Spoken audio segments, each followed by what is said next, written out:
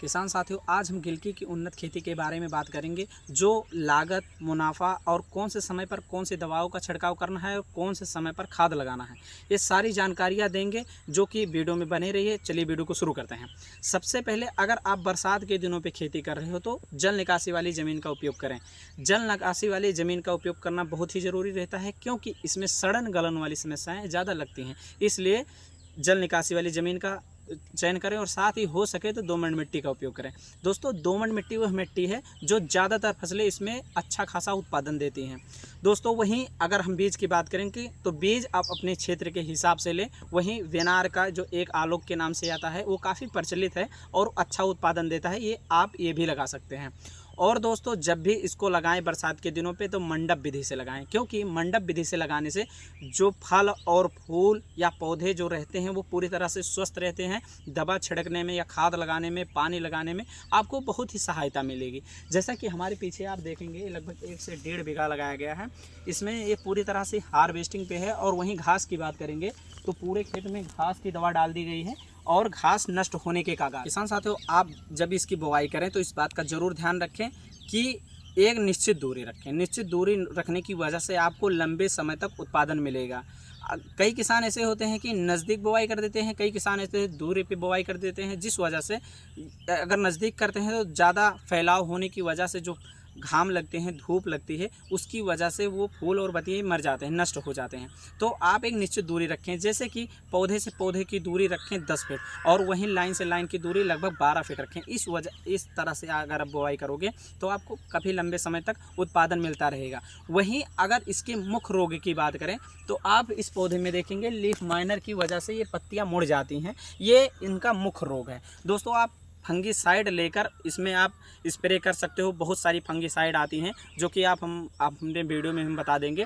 और वहीं उत्पादन की बात करें तो 1 बीघे में लगभग हर तीसरे दिन आपको लगभग 1 कुंटल माल प्राप्त होता है।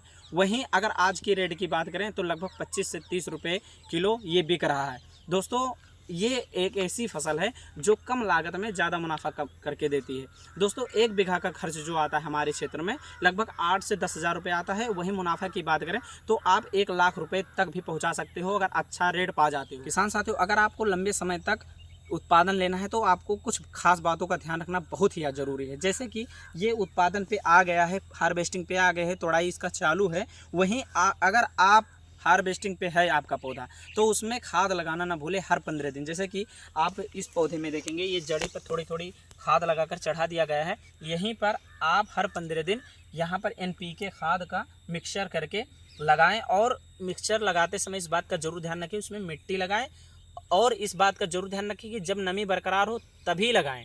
इससे पौधे को ज़्यादा ही पावर मिलेगा, इसका ग्रोथ जल्दी होगा और पौधे का जर्मिनेशन भी तेज़ होगा। वहीं घास की बात करेंगे तो इस खेत में देखेंगे पूरी तरह से इसमें पैराकाट नाम की दवा का स्प्रे किया गया है। पैराकाट एक ऐसी दवा है जो ज़मीन पर सीधे प्रभाव नहीं करता है, वो घास को ही नष्ट करता है। दोस्तों, कई दवाइयाँ ऐसी मार्केट में आती हैं जो घास के माध्यम से पूरी ज़मीन में फैल जाती हैं और ज़मीन में फसल की जड़ें होने के कारण फसल को भी नुकसान पहुंचाता है। तो उस दवाओं का आप छिड़काव न करें खेत में लगे फसल। किसान साथियों, वहीं घास के नष्ट करने की बात करेंगे तो उस दवा का नाम है पैराकाट डाइक्लोराइड 24 SL। दोस्तों, इस दवा का छिड़काव करके आप पूरी तरह से घास को नष्ट कर सकते हैं। लेकिन इस बात का जरूर ध्यान रखें कि अगर घास 8 से 9 इंच है तो उसमें आप 150 ml का उपयोग करें।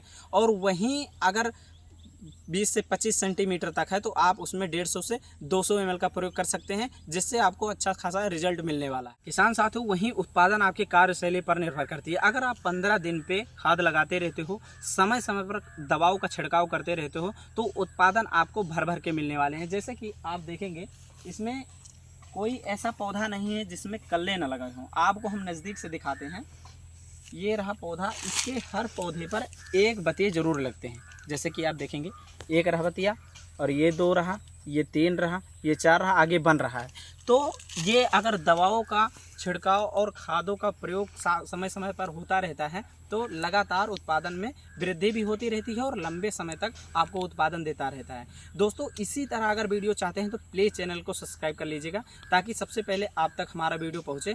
और तब तक के लिए राम राम।